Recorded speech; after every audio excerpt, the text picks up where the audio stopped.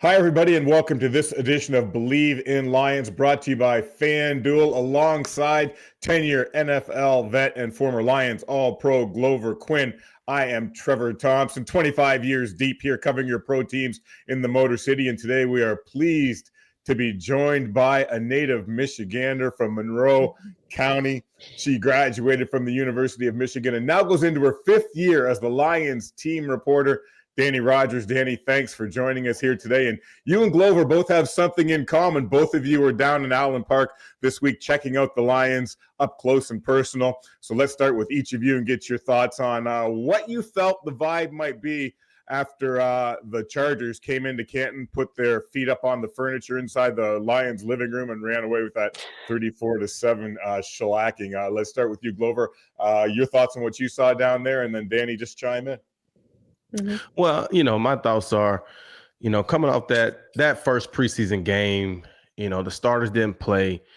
But like I said last time, sometimes you can play in a game and get beat to a point to where the starters even feel like, oh, we got to play better. And they didn't even play. And I think coming off a game like that, the focus has to be reshifted. Dan Campbell has to reshift those guys. And, you go out and you prepare. And I don't even know if the starters are going to play this week, but the practice tempo, the practice intensity has to be higher. And it looked a little higher a little bit than I saw the other night. Yeah, I'll say it even looked higher the practice before. I think the 5 turnovers did not bode well for the coaching staff or players, even though you were looking at the 3rd and 4th stringers. Grant Stewart, who's a veteran in this league, he's like, that isn't excusable. We cannot have 5 turnovers, even if we are 9 days into camp and already have a game. So I saw the intensity pick up. I can't repeat anything that the coaches say out on the field, but I will say it was very aggressive. It was very intense. They wanted to get a message across that even though it is preseason, we need to pick it up here. And let's just say over the last few years since Dan Campbell has taken over at the helm, preseason Lions don't go in and they're not undefeated in the preseason. We've come to understand that and almost prefer that, because then good things happen in the season. So I don't think everyone should lose their minds over what they saw in that first Hall of Fame game. They only had 9 practices. I think you're going to get a better sense of what this depth chart looks like Friday at Atlanta, with mainly the quarterbacks getting more adjusted to the system and being able to flush out whatever was going on last Thursday and really, hone in and just get more acclimated and more comfortable in the offense come this Friday. Can you just pick it up from there, Danny, too? Because certainly Hendon Hooker and Kyle Allen both had their struggles in the first game, and you expect that kind of thing. We're not going to get too alarmed about it. But Hendon's going to get the start here in this one. What do you want to see play out in that role going forward from each of those guys as far as competing for the backup role is concerned? Well, when Hendon comes out of that game in post game, you want to hear from him that he thinks he played his best, because he told us post game, he's like, that was a 0 out of 10 performance from me. Like, I just have to play better. So you want him to feel a lot more confident coming out of this game. He needs to move the sticks. Everyone needs to help move the sticks. That's the biggest thing. Can you move the line of scrimmage down the field, get into scoring territory as a functional backup quarterback? And we didn't see a lot of that in the Hall of Fame game from Kyle Allen or from Hendon Hooker. So that's what you want to see. You also want to keep in mind that he does not have Taylor Decker blocking for him. He doesn't have Penei Sewell blocking for him or Graham Glasgow there at center. He does have, the 2nd, 3rd, 4th stringer offensive linemen in there, and he doesn't have the top weapons in Amon-Ra St. Brown downfield. I'm very curious to ask Coach Campbell this week, how much he takes that into account, that his backup quarterbacks are not behind, a wall of an O-line and don't have targets like Jahmyr Gibbs and Amon-Ra St. Brown. But you still do want to see them function. And if there is an open receiver, hit him. Don't overthrow him. Don't put them in bad positions. Don't take too many sacks. I know last year, I remember Hendon Hooker, I think he took 5 sacks in the first half of a preseason game. You don't want to see that. So growth is going to be the biggest thing when it pertains to them. And I'm glad coach has brought in a veteran like Kyle Allen. I think, that puts a little fire under Hendon Hooker to, speed things up, because he is in year 3. This will be, I don't know, maybe the first full training camp he's had. Because when Lions drafted him, he was still injured. So they've really got to see some growth out of Hendon in this first half. And I think having him as starter, he's going to feel it, and hopefully he's going to own it. And, he's going to hit all of his checks and he's just going to move the line of scrimmage.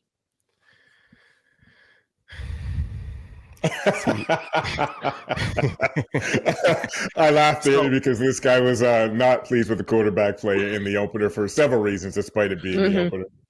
Well, see, like when I think about it from a player standpoint, I think back to my mentality when I played, and I always felt like it was my duty as a leader to know who I was on the field with. I didn't have an excuse of, I'm not out here with all the starters. I have to know, hey, I got a backup at corner. What can I do to help him feel comfortable? What kind of looks can I show as a safety to where he feels comfortable, but I can still get to my responsibility? What kind of checks, what kind of calls can I do to help my other safety, because he hasn't been out here for all these reps?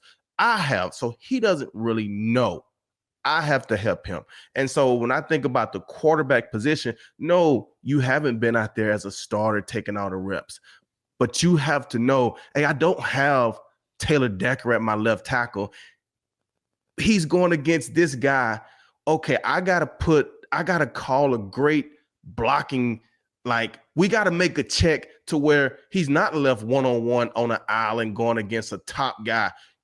I got to know that. I got to know, hey, this is my running back. He's probably not the best passer, so I don't want to call these plays. I don't want to make these checks to where I'm putting these guys in situations where they're not very, I don't want to say very good, but that's really not what they do. And I think those are things that from a coaching standpoint, I can say, hey, he understands who he's out there with. He's trying to get us in the right calls, the right situations. So mentally, he's where he needs to be, because those things will carry over when he's out there with the ones. He's out there with the guys, because he understands, okay, now I can go with this blocking set. I can go with these protection calls. I can go with these checks, because I have guys that understand it, and the coaches feel like the quarterback understands it. So those are some of the things that I want to see. It's not always the physical stuff. Yeah, you want them to make the open throws, but it's more so the mental aspect from a quarterback standpoint. And when it comes to facing the Falcons this week, Raheem Morris, the head coach of the Falcons, is on record as saying Kirk Cousins and Michael Penix Jr. will not go in that game. It'll be Easton Stick and Emory Jones that go behind center for the Falcons in this one. So we won't get their best offensively, and you certainly don't expect that at this point in the preseason. But how can the Lions, especially on defense, take advantage of the fact that their 1 and 2 quarterback won't be in there? And then as far as that goes, getting some time, extra time for their offense to work some of these kinks out. Danny, what are your thoughts there? Number one is turnovers. This defense is at its best when it is turning the ball over, interceptions, forced fumbles, whatever it is. And then we only saw one sack in the Hall of Fame game from Grant Stewart. There were multiple times there was pressure getting to the quarterback. They were closing in on that pocket, but you had to finish by getting sacks. And so the defense, and Coach Campbell kind of said it this morning, he was propped up to answer it, is defense a little bit ahead of the offense right now? And when you think of that, the whole defense, you have to take it into its entirety, is a little bit more ahead of the offense, it feels like. But you didn't really see that play out in the Hall of Fame game with takeaways and with sacks. So that's going to be the biggest thing that I'm looking forward to. I mean, yeah, it's second, third stringers going against second, third stringers. So it's like, okay, whose depth is better at what? But that's the biggest, signal that your defense is taking advantage of every single situation if they can get to the quarterback and they can cause some turnover. So that's what I'm looking for. This defense won't probably have any idea who those backup quarterbacks are.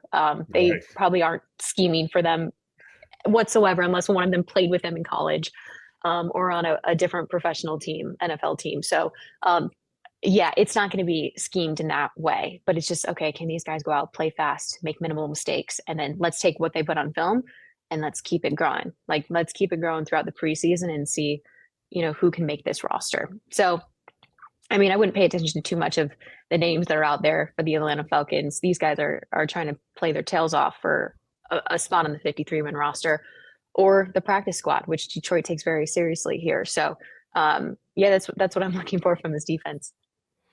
And mind you, in the preseason, in the preseason, because we don't have it like it used to be. Like I said, when I played, the third preseason game was kind of like the dress rehearsal. I don't know if they have that really anymore. So a lot of times defensively in these preseason games, the coaches don't do a lot of scheming because they want to know, can you as a defensive lineman beat the guy in front of you and go and get to the quarterback? Can you as a defensive back cover the receiver? So you see a lot of man-to-man coverages. You don't see a lot of pressure, things like that, because they know we can scheme up plays where you can come and get a free sack on the blitz, right? We can scheme up all these different things. We know that. Can you beat somebody? We want to see, can you go one-on-one and beat the guy in front of you? So when you talk about the depth, that's what they're looking for. Is the preseason, like I was talking to the D coordinator. You know, I play with Shep. That's my guy. So I was talking with Shep, and like we always know, you know, a lot of the starters, a lot of the main guys, they're already kind of penciled in, right? You're only looking for the depth, you know, 4 or 5 guys that make the roster that you probably didn't expect. But a lot of those guys are already penciled in. So you're trying to see who can be those backups that can win and can come in and play at a high level. And so you're not going to see a lot of scheme stuff in the preseason. And yeah, they don't care who those backup quarterbacks are. Like, nobody cares. It's the preseason.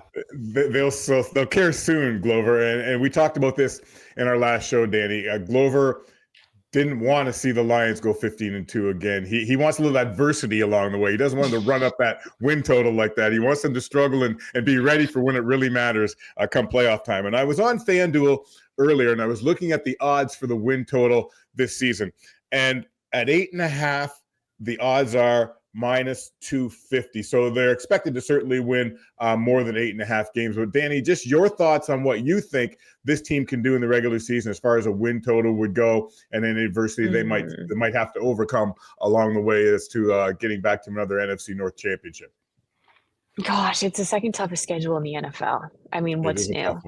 I mean, it's a big time game. They're in prime time a lot too, so you know you have to bring their A game. It's throwing our entire schedule off. I'm like, what time is game? I don't know. I'm just going to show up and get on the bus and be there when I need to be. I don't even know what time's there. But yes, a lot of primetime games. Second toughest schedule. I mean, 15 wins is very adverse. Glover, I actually don't know if you know this, but 15 wins is very difficult to do. Love you though. There was a lot of adversity even in those 15 games. A few of them got a little dicey. So injuries along the way too. Right? 16 of them going on IR. I don't know if I can give exactly a win total. I think I work for the Lions. They cut my paycheck. We're going to go undefeated this season. We're going to go to the Super Bowl.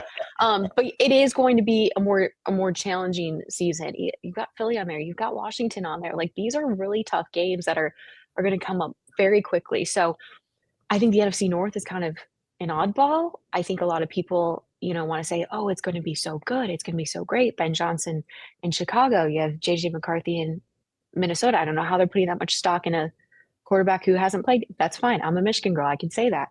And then Green Bay, sometimes we don't really know what we're going to get. Probably a win at Lambeau. I will say that. That's been what's happening over the last few years. Yeah. So it's really tough to pinpoint. Yeah, a little bit. Kirby Joseph, that's his second home. It's just really tough to nail down exactly how many wins. And Detroit doesn't have to win 15 games again, to get to the NFC Championship. Like, they don't have to win that many, but it would be nice. It would be real nice. A little home field advantage, another NFC North title. So I can't put a win total. You would think that they're favored in almost every single game. And that's some high stakes. I thought about it. It's kept me up at night. Everyone's like, are they going to be better this year? And like, there is no way this team is not better with the pieces here, with Jahmyr Gibbs taking off. Sam Laporta was a little MIA last season. He's not going to be like that this season. But you do have some questions along both trenches because you're going to have rookies fill in. And we might see Tate Ratledge and Tyreek Williams Friday. I'll be really intrigued to see if coach wants to play him. He said he wants to, but he's not 100% set on it. That's where the questionable variables come in. But granted, there's a lot of veterans surrounding both of those rookies on both of those lines. So you want to feel optimistic about it. But I just don't I just don't see this team not growing from where it was last season. I just can't. You got a total, Glover? I mean, I don't want to put a total on it. Okay. Last time I put a total on a schedule, I think we started 1-7. It's 2000. Okay, don't do that then. 2015, or I think it was 2016 season or 15. Yeah, 2015 season. So I don't want to do that.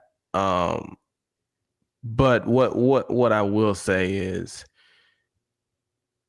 it's a difference when you're just the hunted. Like, you're gonna get everybody's best shot, and so that's hard. And like she said, winning 15 games, that's difficult on any level. I get it. But the way the Lions were winning, some of the games, they were adverse. The Houston game was adverse. I was there. That was a crazy game, right? But just, I think the Lions thrive when they are the underdogs. And I think the way they went through the season, they were like the big dogs.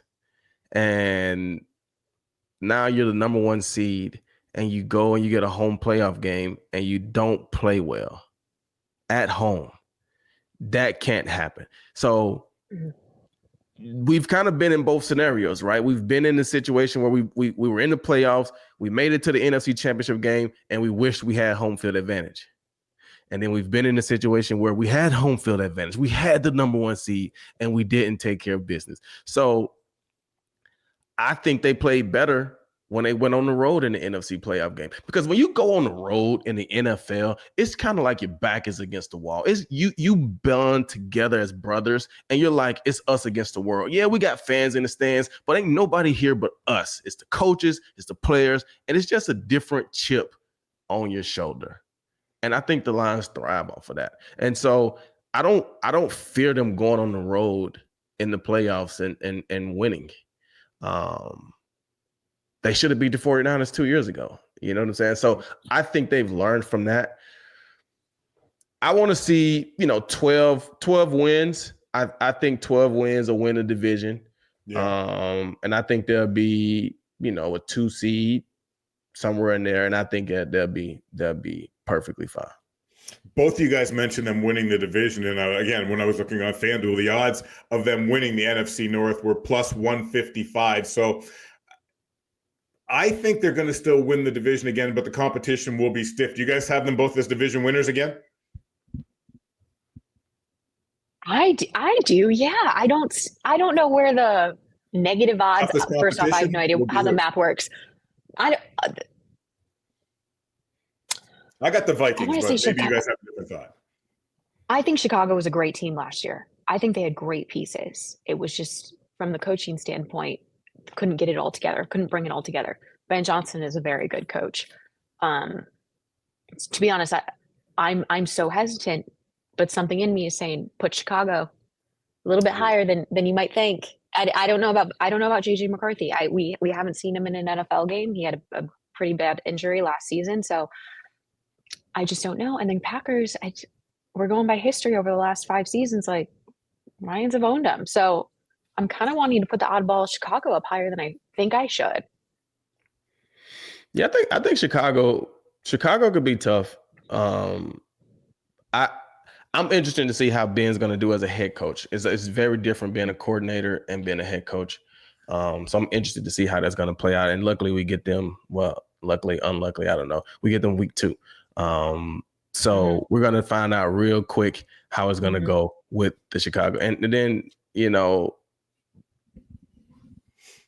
Caleb's going into what, 2nd year? New quarterback coach. I mean, new coach. That's tough. I think if they could get past Chicago in the division, I think they can handle Minnesota. I think they'll handle Green Bay. Green Bay is kind of like an oddball because you just never know what you're going to get from those guys. But I think Chicago could be that second team, depending on how quickly Caleb can pick up and how he develops in year 2. And I will say this right here, because sometimes year 2 can sometimes be like a down year for a quarterback. especially if they're coming off a great rookie year. Like CJ Stroud was rookie of the year, offensive, whatever. Second year was a little down. Well, that whole offseason, you're going through award shows and this and that. Caleb Williams didn't really have all of that success. So he's kind of probably been grinding it out this offseason. So I wouldn't expect him to have a major drop. He's probably going to pick his game up a little bit. So I would say Chicago is probably going to be that close competitor in the division. I still give the Lions an edge, but I think every time we play Chicago, it's a close game. It's a close game every time. And I think this year it would be the same. Ben probably going to feel like he can give him that edge. But I'm gonna give the Lions the nod, and like I said, I think 12 wins will win the division, with Chicago being a close second. Well, I'm still going to rock the Vikings as a close second, so we'll see how it all plays out as we roll on. But Danny, you talk about not knowing what time to get ready for the games because they're all over the map as far as the schedule goes. But how excited are you to be a part of this preseason game, just getting everything going, getting the juices flowing, getting back on the live broadcast with these guys alongside TJ Lang and Jason Benetti doing this game? What are you doing to prepare for this and just your excitement level heading into Friday? This is my Super Bowl. I tell everyone preseason is my Super Bowl. This is when I'm doing what I love. And it's chasing down players post-practice. It's trying to get with coaches pre-practice and just get some nuggets from them. Just try to pick up on some really good stories. And you never know. Like I was speaking with Ian Kennelly, safety out of Grand Valley? So D2, hometown kid, learned that his mom was on the Super Bowl committee when Detroit hosted it, and then his uncle played for Detroit in like 2008, was a tight end. Like no one knows this stuff. So it's like, here's why you should care about Ian Kennelly, an undrafted rookie who's playing for his hometown team. So that's my favorite part. We'll bring you interviews. I think a lot of people are a little with the Hall of Fame game. Hey, can we get some football commentary in here? But it's a Hall of Fame game. You got to let the greats, take a little bit of the airspace, but we're going to have a lot of great interviews. It is all going to be strictly Detroit Lions football. And I'm excited to be working with TJ and Jason Benetti too. Glover, as far as this goes and looking forward to all season long, and the next 3 preseason games certainly will be on Fox too, but just with the schedule they've got, like Danny talked about, being in prime time, how much does that juice a player up? I mean, I don't think it juices you up that much, No, really? Nah. A lot of Monday Night Football guys get up for it, or the primetime games guys get up for it. I mean, unless you're playing on Sunday Night Football, nobody really wants to play at the prime time. Like Thursday night, you're waiting all day, right? Yeah, Thursday night games kind of suck because you get the short week. Unless you're the season opener on Thursday night, cool. But Thursday night games kind of suck because it's just a short week. Monday night games, you got to wait. You got to watch all the games on Sunday.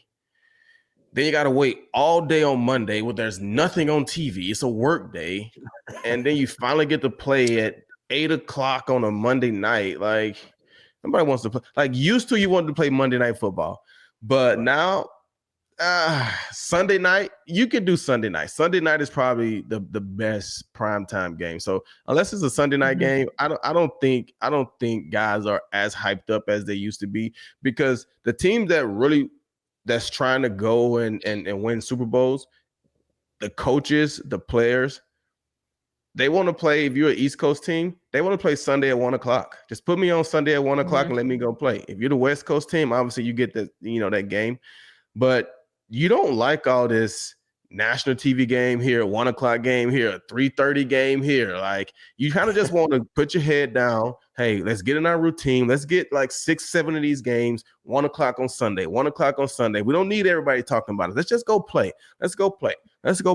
And then you look up at the end of the season, you're like, oh, wow, I didn't even see these guys really all year, and they're 12-4. They got a chance to, and that's kind of what you want. So, obviously, you earn the respect to play on national TV. You earn the right to do that from the way you play and wanting to be. The NFL wants to show you to their fan base. So that's a great thing. It does present its challenges, like Danny's talking about with the schedule. The schedule's all over the place. They starting earlier for the Hall of Fame game. It's all over the place. But I think they'll be fine. I think they'll play well, and they'll get through it, and maybe it's a good thing for them. Well, Danny, Glover might not be excited about it, but I'm excited about it. Excited to watch you guys do your thing on Friday and then over the next 3 preseason games on Fox 2. It also can be seen on Fubo. And although Danny may not know when every game's going to be, and Glover may not like the irregularities of this schedule, we're going to be easy to find on Believe in Lions, especially if you're in the Detroit area, Thursday through Sunday on FanDuel Sportsnet. You can check us out anytime on Apple or Spotify or wherever you get your podcasts. Be sure to like and subscribe and follow us all season long. Dannie Rogers joining us before preseason game number 2. Danny, thanks so much for the time. I know it's a busy time for you. Glover and I certainly do appreciate the time.